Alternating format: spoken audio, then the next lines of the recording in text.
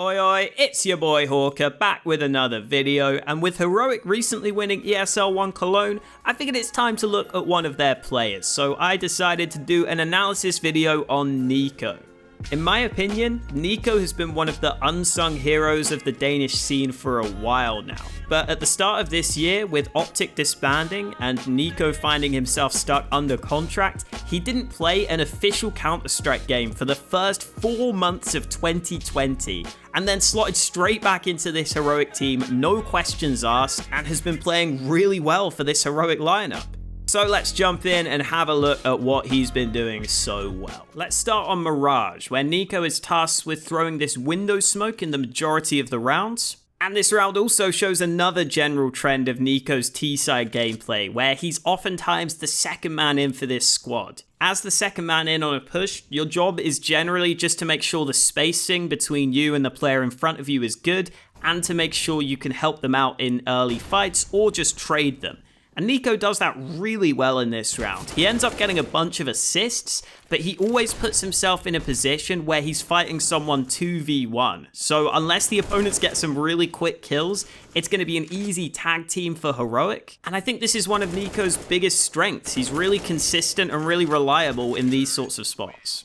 Here in the next round, NiKo is again playing as that second man in, this time just using some solid flashes to make sure he can get to the site safely, and then because Heroic have already cleared mid and smoke connector, he can plant on this side of the box easily. From here, he falls back to ramp and plays a somewhat risky angle, but the nice thing about this spot is that if anyone fights him, they have to peek pretty far into the open to try and get this kill, and then Stavn has the chance to trade.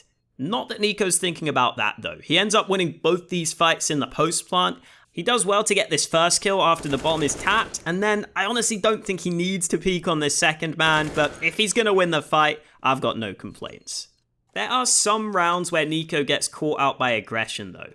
In this one, he throws his standard top mid smoke at the start of the round before trying to go back to Palace, where Vitality have already pushed. I don't really think this one's NiKo's fault though. If Heroic are going to run the strat like this, there's always a chance the CTs are going to have pushed Palace while NiKo's throwing this smoke. So I think this comes more down to the strat that was called than anything NiKo's done wrong. Here in round 7 though, this one's a little less excusable. NiKo's left alone on the A side of the map to try and hold this control. And when Misutaaa is left eye peeking you here with a FAMAS, this is a fight you just have to be winning the majority of the time, and unfortunately I just don't think NiKo was 100% ready for this fight this time. There was definitely more good than bad from NiKo though. For example, here in round 10 he puts down some early nades onto A, a smoke for stairs, and some flashes to help jostle for control of the site, and then once he knows that Heroic have got the bomb down, he instantly makes the decision to flank through mid.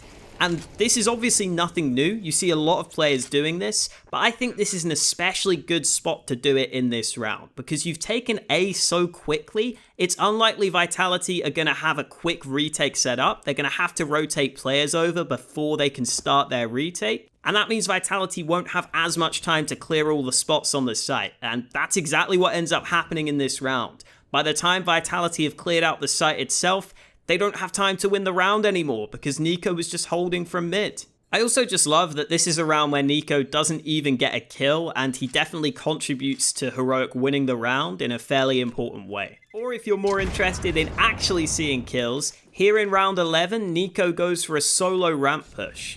Heroic take down and spot ZywOo's AWP early at mid, so then when Shox rattles off this second AWP shot, NiKo knows that the AWP isn't going to be on the A site, so he can take this risk of pushing A, and on a team that's more tactical than anything else, it's really important to have these players who are willing to make solo plays every now and then, and NiKo does a really good job at it here.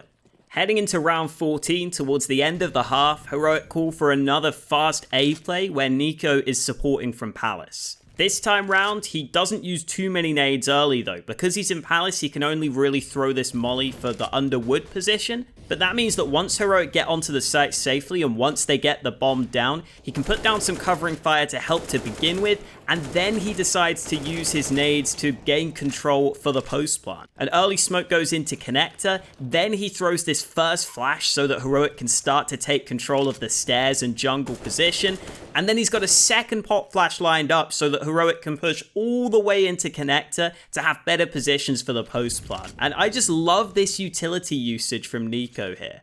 Instead of using his nades on the initial site take, he uses his nades in the post plant to get his teams into really aggressive spots that Vitality just aren't ready for. Both these players that end up pushing towards jungle and connector get kills which contribute to the round win. And it's just a really nice way of being able to still contribute to the round with your nades from Palace, which is oftentimes a position players can struggle to use their nades from.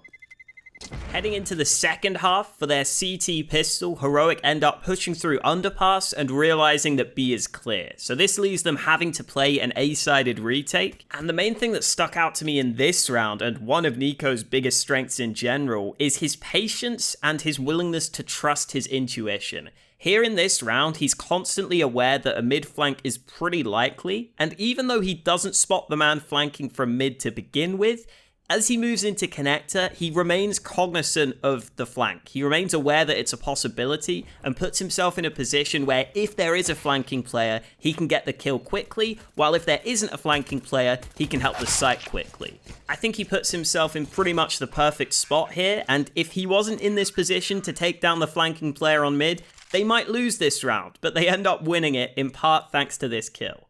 In Heroic's default CT setup, NiKo is normally playing around window or connector, and in this specific round, he's against a low buy and specifically a nade stack from Vitality. And not only does NiKo put out some early nades to try and deny any fast aggression, but he's also aware and ready to dodge these nades at mid. I think a lot of players might die to this nade stack, but NiKo just dodges away from it and then stars on them a little bit with some nice shots. I think this is a round that really helps show the experience of NiKo, and again that he always seems to be in control of these situations. He very rarely gets caught off guard, which is a great asset to have. Into the first gun round of the half, and we get a play I just love from NiKo. Vitality try to take window control by boosting players into mid, and they end up being focused on Cadian, who lands this first kill.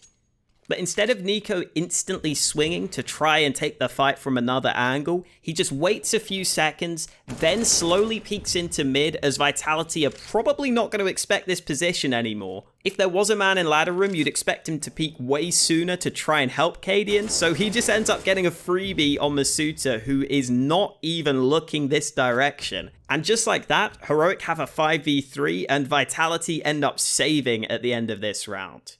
Oh, and also, in case you didn't love NiKo enough already, in the grand final of ESL One Cologne, as Vitality is saving, he decides to go for the meme and types about the Jame time in chat. He is truly a man after Reddit's heart. I don't just want to paint NiKo as some kind of saint, I'm going to show rounds where he makes mistakes too, and I think this is one of them. At the start of this round, he goes for this window peek even though he didn't have a good spawn, and I think NiKo was assuming that maybe Vitality would be posted up on connector and wouldn't wide swing mid so quickly, but he nearly loses his life because of it. From here though, he goes back to the B apartments where Stown has been scoped in with the AWP, so as soon as he mollies out this close right side, NiKo decides to go for the push all the way through. This is obviously a big risk because pushing through here on low health, if there is a player holding, you're almost certainly going to lose the fight. But at the same time, when you're low on health, you could argue you're kind of expendable anyway. You're already softened up. And the upside of if you push through getting the information could win you the round, even though you're low on health.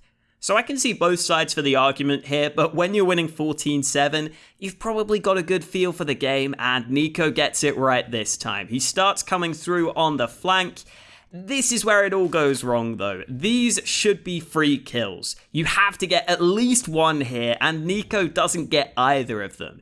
It doesn't cost them this time round because Heroic had players waiting in the wings ready to get the kills, and to be fair to NiKo, at least he softened both the players up significantly, but still a bit of a whiff, let's be real. Into this last one, NiKo and TeSeS realize that mid seems clear pretty early in the round, so they go ahead and focus on A. But unfortunately for TeSeS, they got the timing just wrong here as he gets caught off guard by the flanking Apex. If we go ahead and pause right here, we can break down everything that's going on. So Heroic are down in a 4v5, they've lost the A site, and if you look at the minimap, the B players are not exactly that close by for the rotate. Heroic do have nades, but if the bomb is planted instantly, the retake's not going to be easy. And so I think it's fair for NiKo here to take a high risk, high reward play, which is what he does. He goes for the aggressive push, flashing himself through the smoke, and denying the bomb plant here is the main aim, and he does just that. He gets 2 kills in this position,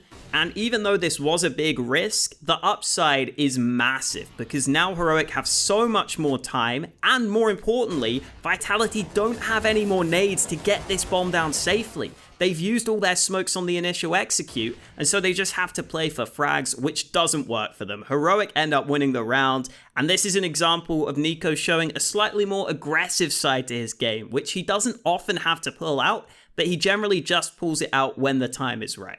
So I'm making this video now, and apparently I've been singing NiKo's praises too much because we've already gone on for 10 minutes. So I think I'm going to split this up into 2 parts. I'll have 2 demos broken down in the next video.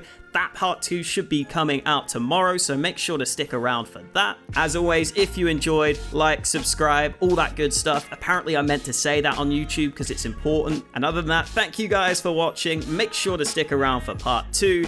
I'll see you guys tomorrow, hopefully. I'm not promising anything though. Bye.